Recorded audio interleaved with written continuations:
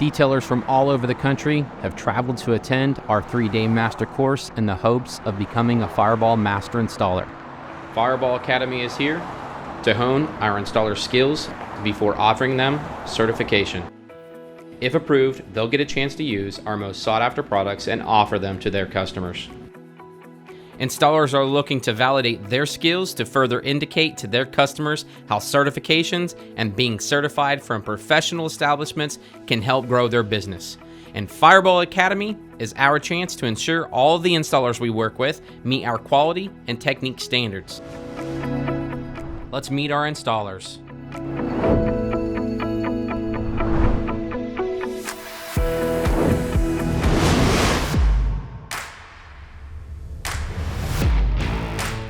For the training, we've secured a variety of vehicles for the class to give them different scenarios.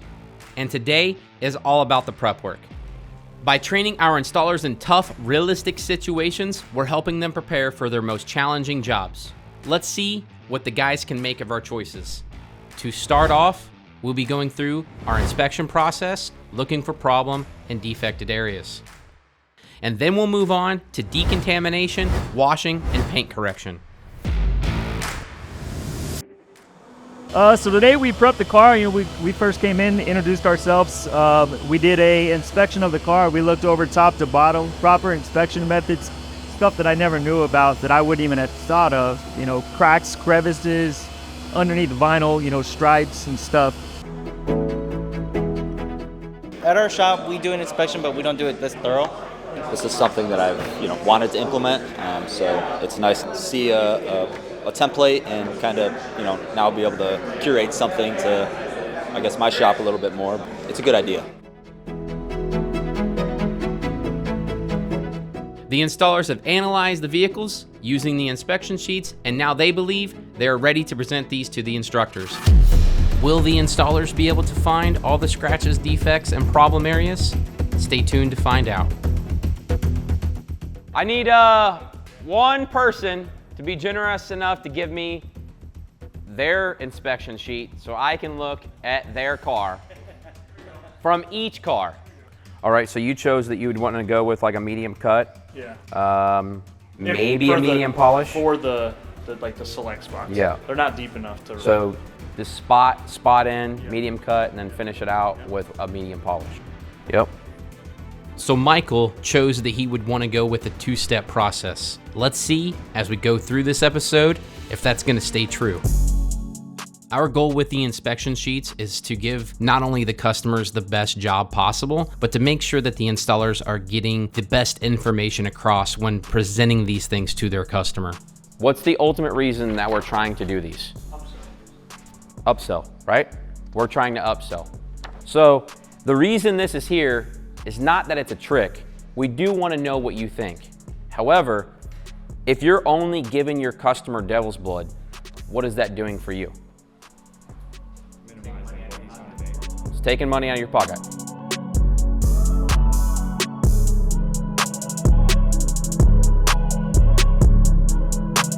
I wanted the hands-on experience to learn the right way, the correct way right off the bat, instead of trying to reteach me over my bad habits. So wanted to come out and learn, get hands-on, and learning tons so far. Inspections are done, and class is situating vehicles in the proper spaces so we can get started on another important segment in the Fireball Academy. Our washing and preparation process has been narrowed down to strategic step-by-step processes. Detailers are learning this workflow to bring to their shops to create more efficient processes for their employees and customers. First, we're going to start off with iron burn, and then we'll cover the vehicle in snow foam, clay bar the vehicle with our lubricant, and finish it up with our wax off. Let's go ahead and cover the car. Anyone that's on the Corvette that doesn't have one, let's cover the car. And here's the thing, we don't have to overly saturate it. We just need to get coverage and mist around the whole car. That's all we need. As we start using iron burn on this white Corvette, you will see a chemical reaction changing the color to purple, which means it's doing its job, giving us a clear indicator.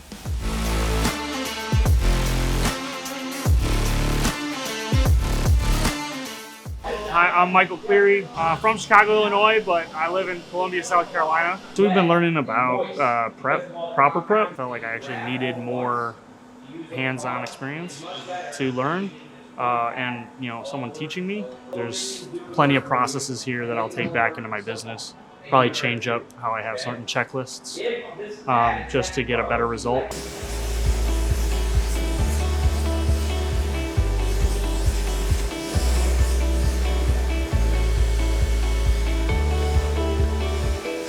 Very, very, very important to make sure that you are using something to break down that glass before you apply a coating on it. We now have the vehicle deconned and are moving on to our fan favorite, snow foam. While using snow foam, we cover the car and let it dwell. After letting snow foam sit, we rinse and hit it again with a fresh spray of snow foam. To follow that up, our class is going through all the nooks and crannies with detail brushes, getting inside the fender liners, all the wheels, and hard to reach areas. My name is Jesse. I'm from Minneapolis. I own Humble Crew Detailing. We went to decontaminate this Corvette, so we're learning how to wash it. We're going through why certain steps are important, and so it's a really nice refresher for my employees who are training in, so that they really get to see it from the pros, why we do things a certain way. The car has been rinsed and all of the soap is off the vehicle. While it's still wet, now's a great time to grab our clay mitts and clay bars so we can run through the proper clay bar process with the trainees. Fireball glass is the perfect substance for the lubricity when it comes to clay bars and clay mitts.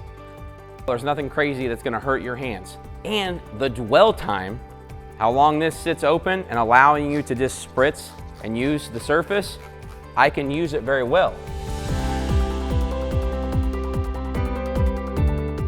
Clay bars are a great mechanical tool to remove any other embedded contaminants that might have been left behind, but utilizing the glass as a surfactant, helping remove the debris that might be embedded in there, makes this job much easier.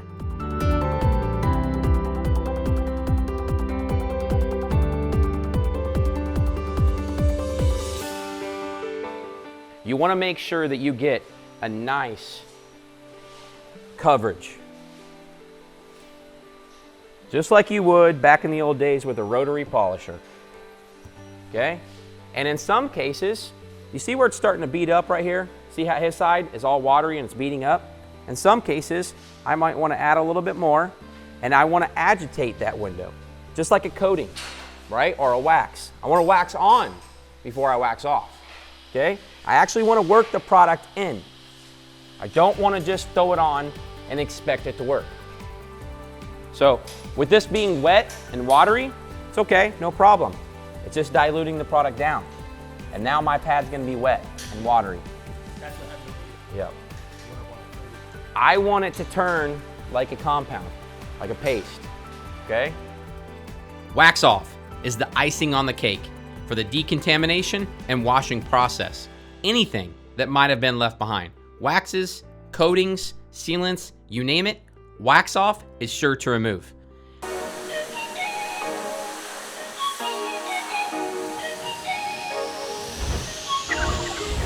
The washing is finished and it's time to move on as the day is getting shorter. And we have just a few hours left to get started on taping the vehicles off, getting them ready for paint correction, and seeing what the trainees put on the inspection sheets and if it's going to hold up.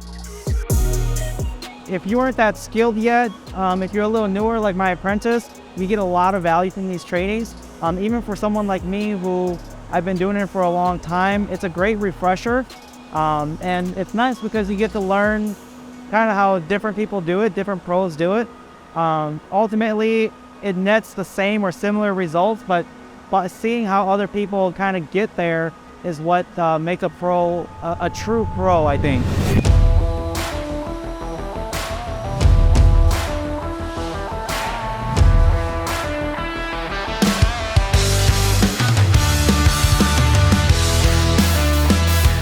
I was glad to get really hands-on, and I guess they didn't stick strictly to the schedule, but I was kind of happy because we ended up having more hands-on time to really do the paint correction.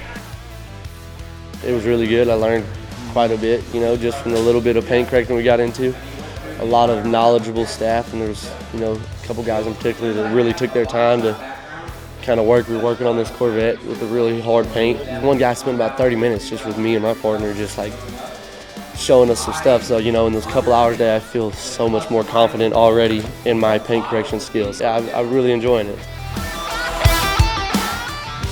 But here's the problem, okay? We put this here. Where's my pad actually touching? Edge, okay? The edges are gonna push into where your pressure is, okay? What's gonna happen to that edge? It's gonna get hot, and you're gonna have less clear on this edge. If this is now sitting where it's supposed to be, the center is really the only thing that's working. You do know that, right? If I'm laying flat like this, if I pull this off, that's all the cutting power I have. Me being new, I was kind of right off the bat into DA polishers, and then actually getting my hands on the rotary has been a game changer for me. It's gonna cut my workflow down, you know, over, I would say, at least 3/4. We all know that there's a million different options. We all don't know what option to take, but a lot of trial and error and practice has to go into these things before you're offering this type of stuff to your clients. So that's why you come to these trainings, to be able to do that. We're a little halfway through the paint correction, and tomorrow is all about finishing the vehicles up and getting them ready for coatings. I appreciate the hard work today. I feel that we've all kind of stayed attentive. Each trainee comes in with a different mindset and different skills. It's our job as trainers to adapt each of the trainees and get them moving in the same direction. Coming up on day 2. Luke has a ton of different polishers, ton of different pads, ton of different products. This was the absolute perfect time to try them all. It's a lot of information, a lot of good stuff, and if you try to cram it in one day, you're going to miss a lot. This training is more comprehensive. Over here you can actually collab with people. I wish it was a longer training.